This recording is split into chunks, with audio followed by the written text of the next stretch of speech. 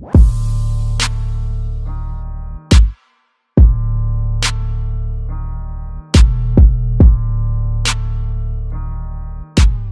going on, fight fans? It's your host Sebastian, and welcome back to the Boxing Tip. Now, I already dropped my post-fight review for the Erislandy Lara versus Yuri Foreman fight. Now I'm gonna go ahead and give you my post-fight review on the Anthony Dirrell fight versus Norbert Nemesapati. It was a good fight. It was entertaining. Kind of like the Erislandy Lara fight. It was entertaining at the least. Competitive, not really, but Yuri Foreman did show a few things that, told me that he wasn't to be taken extremely lightly.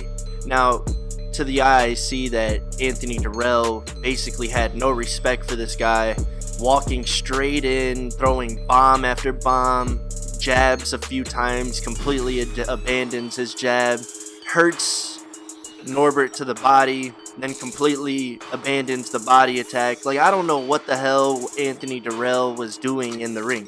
Now, he won. I give him credit. Congratulations to him. But I said it in a tweet when I was watching the fight that I dare Anthony Dirrell to fight like this against a top 168 pounder. Definitely would not work. Now, a few things that I talked about in my breakdown prediction video of the fight. I was talking about Anthony Dirrell and his, I guess how you could say, the timing, the tempo of his combination punching when he would throw more than one punch. A lot of space in between those punches. And I told you all it took was something as small as a jab to offset that completely. Well, Yuri Foreman, he would catch Anthony Dirrell right in the middle of him, right in the middle of his offense, and then it would just stop. Then Anthony Dirrell had to reset again and continue his attack.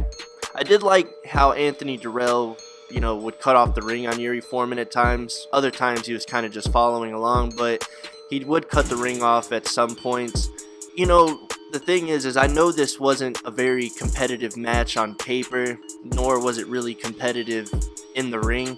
The thing is that like I said, it was exciting at the least, so I was happy watching it, but kind of looking at Anthony Dirrell as a fighter, I was not happy with his performance.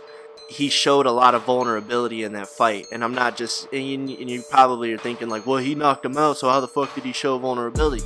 It's the game, it's his fight game that showed vulnerability, okay? Because I doubt he would fight, and I doubt he has fought like that against other 168 pounders, or top 168 pounders, the ones that he did fight.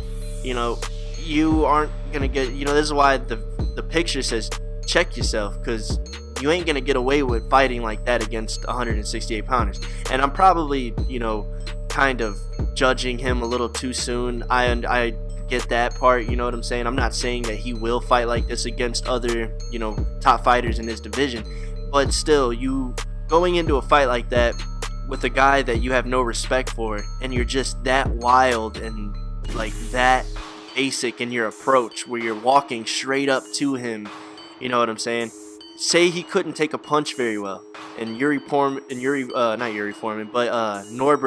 Nemesapati could punch a little harder, you know what I'm saying? Or you just weren't expecting him to hit you as much as he did hit him. That could have spelled trouble for Anthony Dirrell. This showcase fight could have turned bad very quickly, you know what I'm saying? But luckily it didn't. Now we get to see Anthony Dirrell go forward from here after his, little showcase, look good type of fight. He got the knockout, he got the stoppage. They waved it off in Yuri Foreman, goddamn it, I keep calling him Yuri Foreman, in Norbert Nemesapati's corner. If you ask me, if Anthony Dirrell would have just jabbed a little bit more and would have focused more of his punches to the body and took his time to pick his shot instead of wailing just big punches for no fucking apparent reason, then he probably could have got the knockout, the 10 count, the TKO, you know what I'm saying?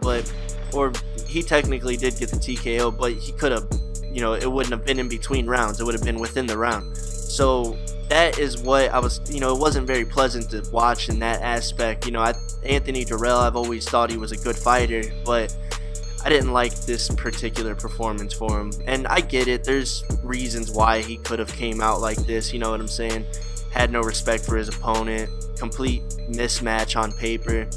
I mean, it was still good to watch though, you know. I like watching boxing regardless of who's fighting, you know. I like watching two guys get in the ring and duke it out, but I don't want to see him fight like this against another top fighter in his division. You know, that shit just, in my opinion, it's just not going to work. Not going to work for him. But, and then, you know, just to kind of touch base on some of the other things that I mentioned in my breakdown and prediction video of the fight, I did talk about that. I did say things like Anthony Dirrell, he doesn't necessarily have the most tools out of any fighter, you know what I'm saying? He's not the most skilled fighter out there. He's got some skill, and he does things pretty well, like slipping punches and, you know, countering off of a fade, you know what I'm saying? Stuff like that. And, you know, his punches are pretty accurate, but his athleticism, to me, is kind of what carries him, you know what I mean? He's really fast, very powerful. You know, he looked a little soft around the body, you know, in comparison to what he's looked like before. But like I said, given the circumstances, he probably didn't take this fight all too seriously.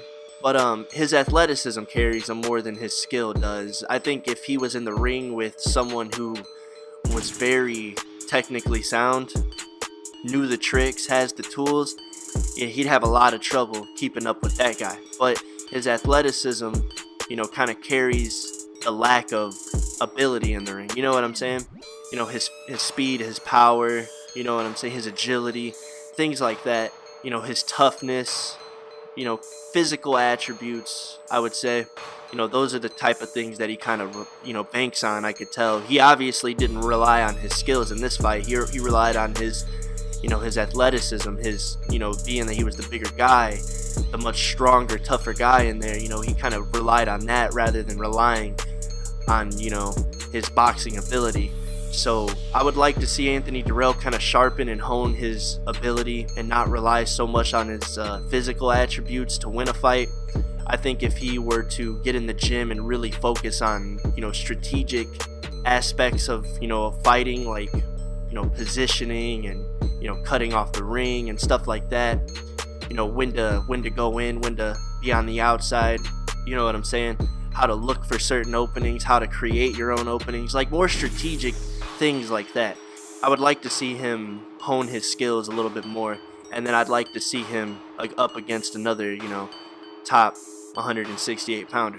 You know, maybe he can be in line for like the Badou Jack versus James DeGale fight. You know, maybe not after this fight.